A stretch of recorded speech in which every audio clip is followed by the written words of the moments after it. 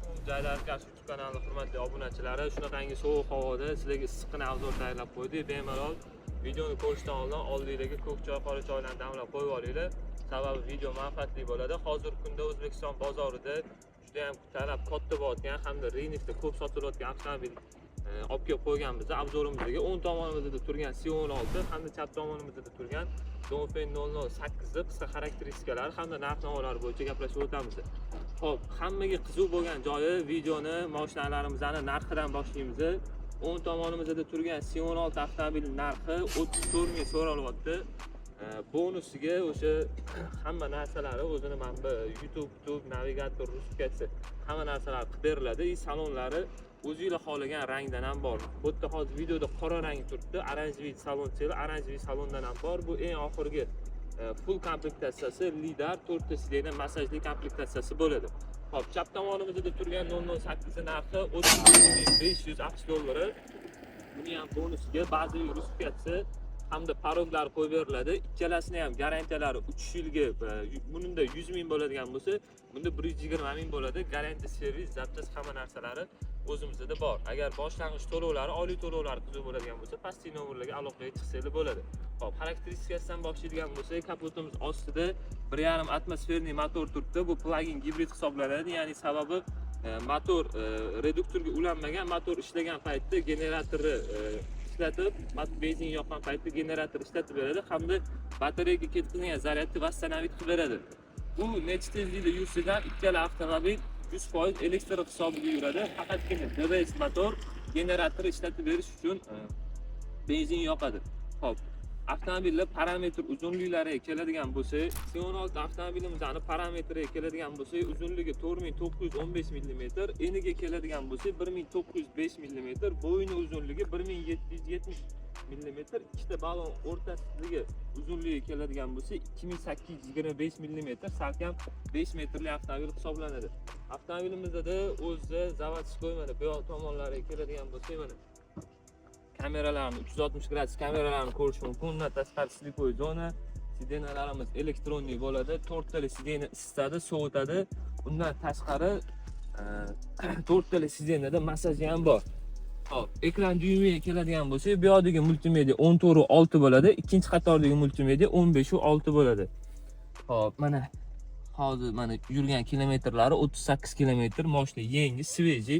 Narx bilan keladigan bo'lsalar, xudo xolisa ertalab kelsanglar, kechgacha ishinglar bitadi. Ikkinchi qatoriga keladigan bo'lsak, ikkinchi qatorlari juda ham keng, o'tirganda bemalol o'tiradi, razdelniy sidenalar, ya'ni kapitanskiy bo'ladi. Faqat buni nol tomoni emas, ikkinchi qatordagi mana shu multimedia qismini 0.8 da sensorli bo'ladigan bo'lsa, bunda knopka orqali bosib, qo'l orqali tushirish kerak bo'ladi. Uchinchi qatorlari основной детский, bunda ya'ni детский rad hisoblanadi. Основной 12 yoshgacha bo'lgan bolalar bemalol o'tirib ketishadi. Agar yoshli, kattaroq bo'yli, uzunroq odam bo'lsa, sal buni 3-qatorda qiynalib qolish mumkin.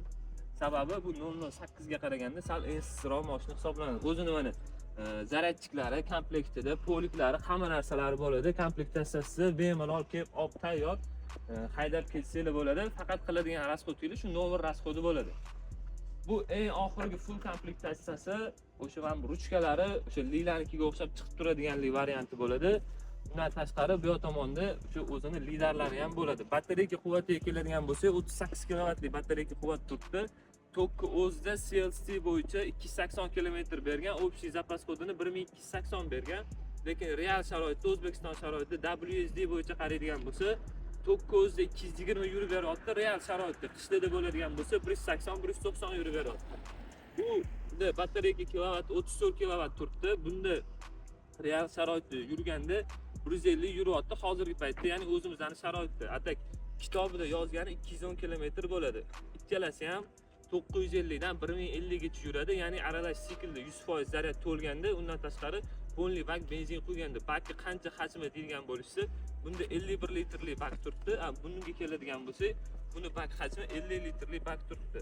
Xo'p, buni parametr uzunligiga keladigan bo'lsak, 5002 mm, ya'ni 5 metr 2 cm, eniga uzunligi 1972 mm, bo'yiniki 1732, ikkita balonni o'rtasiga keladigan bo'lsak, 3025 mm, bunga qaraganda 0.08 ozgina hajm jihatdan kattaroq bo'ladi. Buni kapotini ostida 1,5 litrli turbina motor. Bunda ham o'sha plug-in gibrid sistemasi ishlaydi. Xuddi bunga o'xshab faqat generator ishlatib berib, batareyaga ketkizgan zaryadni vassalam qilib beradi. Bunda ham 4 tali sidenasi isitadi, sovutadi. Faqat bunda 4 ta sidenada massaj bo'lmaydi, faqatgina mana bu oldi tomondagi o'rindiqda massaj bo'ladi. Buni salonlarining rangi o'sha yangi chiqqan rangda, ya'ni 2025 emas, bu o'zi 2026 restyling komplektatsiyasi hisoblanadi. Bu yerda 15.6 dyumli multimedia qismi turibdi. Unga qaraganda C16 ga qaraganda kattaroq. Unda 14.6 bo'ladi. Hop, ikkalasi ham Snapdragon chip orqali jihozlangan bo'ladi, ya'ni protsessor Snapdragon bo'ladi. Ishlatayotgan payt juda ham plavni ishlaydi. Qotishlarni yoki qanaqadir bir sekin ishlashdan sezmaysiz, ancha plavni ishlaydi. Sababi Snapdragon chip asosiy flagman telefonlarga qo'yiladigan chip bo'ladi. Hop. Bu avtomobilni ikkinchi qatordan boshlaymiz. Sababi buni ikkinchi qatordagi komfortlar ancha zo'r ishlangan.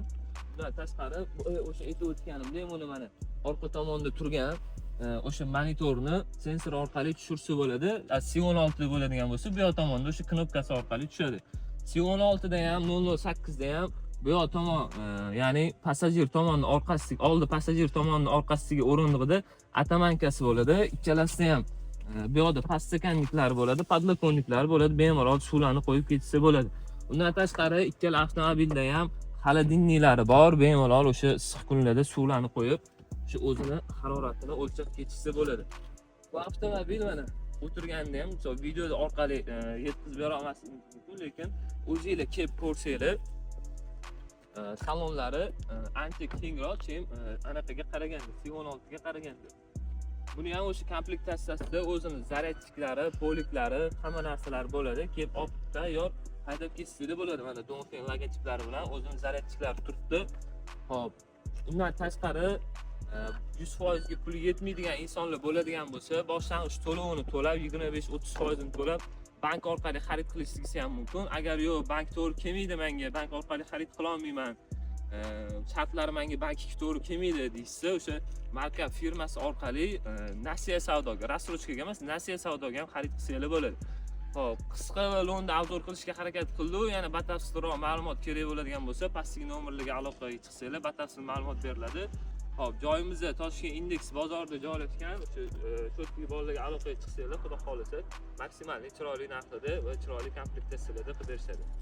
Shu turdagi Xitoy avtomobillarining arzonlari qiziq bo'ladigan bo'lsa, kommentariyada modellarni yozib olsanglar, imkon qadar sizlar yozgan modellarni topib, sizlarga u avtomobillarning hozirgi kundagi narx-navosi, bozordagi avtomobillar o'sha yengilarining narx-navosi hamda xarakteristiklar haqida ma'lumot berib, o'sha xuddi shunaqa video shaklida qilib chiqazamiz. Shu ikkala avtomobil qiziq bo'ladigan bo'lsa, pastki nomerlarga aloqaga chiqsanglar, batafsil ma'lumotini berib o'tishadi.